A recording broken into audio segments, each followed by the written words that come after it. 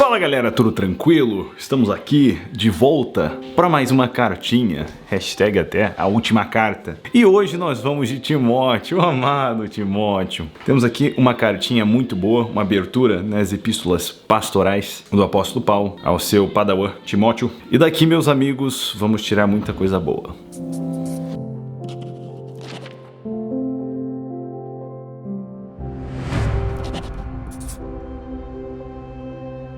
A lição de casa, é claro, é assistir o vídeo do Bible Project, né, sobre 1 Timóteo. Link na descrição. Bom, o que temos aqui? Sabemos que Paulo posteriormente conheceu a mãe e a avó de Timóteo e se impressiona com a devoção de Timóteo, apesar de jovem. Então, o intuito aqui dessa carta é que Timóteo está sendo enviado para combater heresias e falsos ensinos, né, para a igreja de Éfeso, e Paulo aqui está dando boa instrução para o garoto ao fazê-lo. E essa é uma daquelas que parece estranhamente atual quando nós lemos as palavras de Paulo. Comecemos do começo. 1 Timóteo capítulo 1, versículo 1. Paulo, apóstolo de Cristo Jesus, segundo a ordem de Deus, nosso Salvador, e de Cristo Jesus, nossa esperança. A Timóteo, meu verdadeiro filho na fé, graça e misericórdia e paz da parte de Deus Pai e de Cristo Jesus, nosso Senhor. Conforme te pedi, quando partia para Macedônia, permanece em Éfeso para advertir alguns de que não ensinem outra doutrina, outra a não ser a verdadeira no caso. Nem se ocupe com fábulas ou genealogias intermináveis, pois produzem discussões em vez de favorecer o propósito de Deus,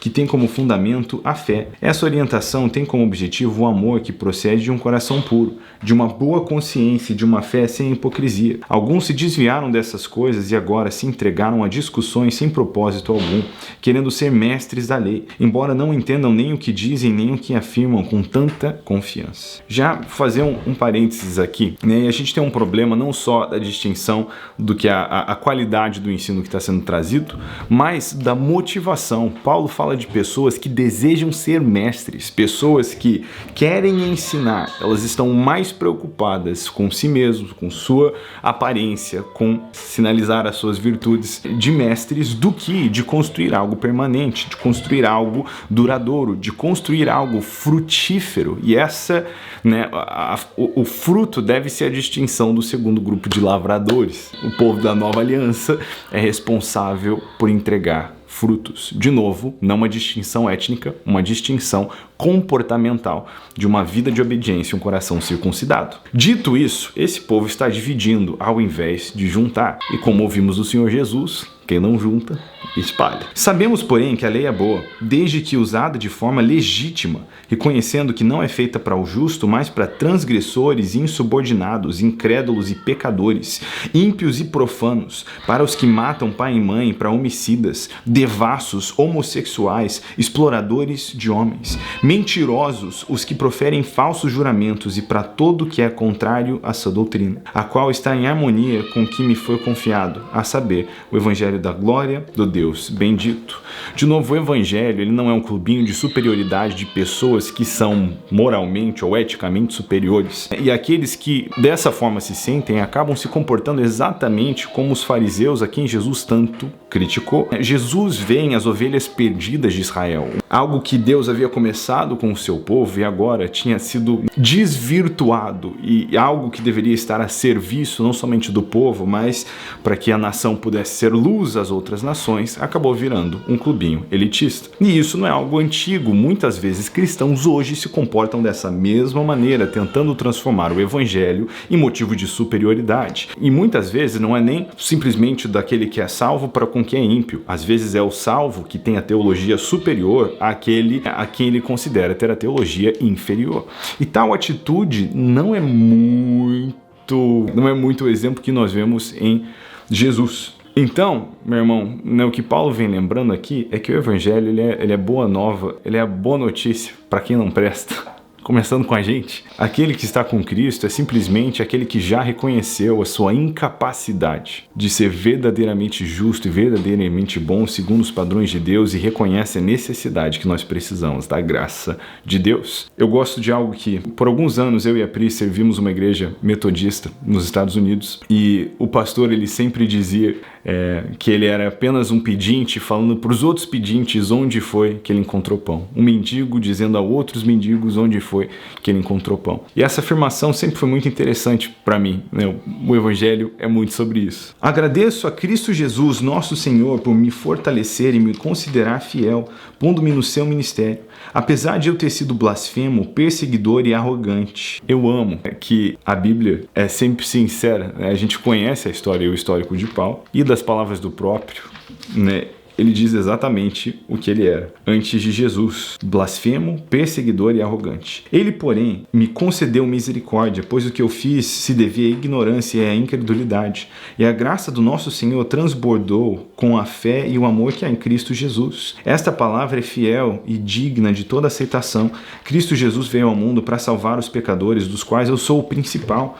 Mas por isso ele me concedeu misericórdia, para que em mim, o principal deles, Cristo Jesus, mostrasse toda sua paciência, a fim de que eu servisse de exemplo aos que haviam de crer nele para a vida eterna. Ora, ao Rei dos séculos, imortal e invisível, ao único Deus, sejam honra e glória para todo sempre. Amém. Paulo aqui amarra com esses poemas os pontos deles, exaltando a Jesus, e é muito bonito isso. Mas, cara, isso aqui mexe muito comigo, né? Entender o que o Evangelho fez em mim, eu acho que é essencial para o meu desejo de que o Evangelho seja conhecido pelo próximo. Eu nasci num lar cristão, eu cresci num ambiente de muito ensino da palavra, o que me faz entender que eu sou pior do que Paulo. Porque os meus erros, os meus pecados, os meus tropeços não foram como os dele na ignorância.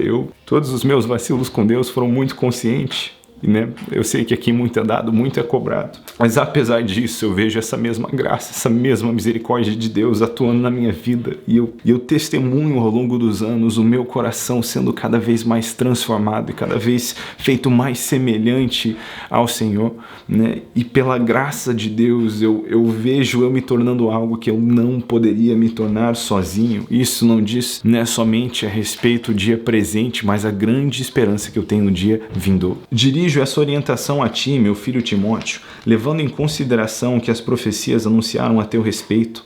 Com base nelas, trava o bom combate, conservando a fé e uma boa consciência. Pois alguns, vindo a rejeitá-la, naufragaram na fé. Entre esses estão Himeneu e Alexandre, os quais entreguei a Satanás, para que aprendam a não blasfemar. Aqui Paulo, né, menciona nomes de pessoas que estão desviando a comunidade da fé, e também isso nos lembra e nos remete à pegada pessoal. Paulo escrevendo aqui as igrejas de Deus e pedindo, né, que essas igrejas compartilhassem essas cartas, essa denominação, né, que era derivada do fruto do seu trabalho. Então ele ressalta aqui os nomes de pessoas que agora já estão no ponto a serem evitadas. A gente aprendeu antes nas outras epístolas o que devia ser feito para que alguém fosse levado ao arrependimento, e esses aqui já chegaram, né, no último estágio. E esse entregar a Satanás aqui, Paulo também explica em outra ocasião o que isso significa. Eu acho que eu até já contei essa história aqui durante o Cartas à Igreja, mas isso é uma oração, é um ultimate, porque, por exemplo, nós sempre oramos por misericórdia, que as pessoas sejam poupadas do custo e do preço de seus enganos. Essa oração é pedindo que, né, é meio que não pedindo mais por proteção, mas permitindo em oração, em certo sentido, não permitindo, mas pedindo a Deus que essa pessoa possa sofrer na carne para que possa ser conduzida ao arrependimento. Ainda assim tem uma esperança. E não é algo a ser feito com leveza. Eu tive uma ocasião na vida de alguém que já estava afastado muito tempo, né, ignorando boa consciência, que eu estava assim pelejando em oração, em jejum para ver essa pessoa com o Senhor de novo, e eu falei: Deus, eu estou pronto para orar. Se é isso que precisa ser, se essa é a única alternativa, posso orar? E Deus falou comigo: não, ainda não. Essa semana vai acontecer algo, e naquela semana o camarada voltou para Jesus, graças a Deus. Mas nós somos pessoas que visam a eternidade, vivemos pela eternidade, e a lógica de que é preferível sofrer na carne para preservar o que é eterno, do que em busca de satisfazer a carne, o que é momentâneo, perder os tesouros eternos e vindouros. Mas eu acho muito interessante aqui, e isso para mim, 1 Timóteo ressoa demais com o coração, porque em muitos jeitos eu sempre, né, eu me enxergo enxergo com um Timóteo, a veteranos da fé, um jovem que tem aprendido com aqueles que não só têm mais tempo de vida, alguns têm mais tempo de estudo de Bíblia do que eu tenho de vida. E por mais que eu não concorde com todas as vezes a aplicação e a metodologia, eu preciso ser humilde para reconhecer a sabedoria e o conhecimento da palavra onde ela está, para que eu possa ser ensinável, para que eu possa crescer no caminho da palavra. Então, essa pegada aqui de boa teologia para combater, né, heresias, de jovens inseridos e ativos no ministério frutífero, né? Reza a lenda que a igreja de Éfeso tinha algumas milhares de pessoas, né? Era uma grande igreja na qual Timóteo ali, jovem, estava à frente. Faz sentido Paulo orientar a não se sentir desprezado por sua mocidade, porque os caras estavam trazendo um impacto avassalador, né? Se estima entre 6 a 12 mil pessoas. Eu li isso no estudo da faculdade, eu vou trazer essa fonte, né, para não ser fonte voz da minha cabeça. Mas um grande impacto. Então é interessante ver na juventude, palavra, vamos para cima, e um retorno à palavra, porque eu acredito que muitos jovens estão buscando viver isso nessa geração, né? Um retorno à palavra de Deus, caminhar realmente na palavra de Deus e não simplesmente estar enroscado em tradições humanas ou, quote unquote, lei de homens. E esse retorno na palavra é um chamado que eu sinto sobre a minha vida, e eu sei que muitos de vocês que estão aqui até acompanhando Cartas à Igreja se sentem do mesmo jeito. Então, bora para frente, Timóteos e Timóteas. Semana que vem continuamos a leitura maravilhosa dessa epístola. Deus abençoe.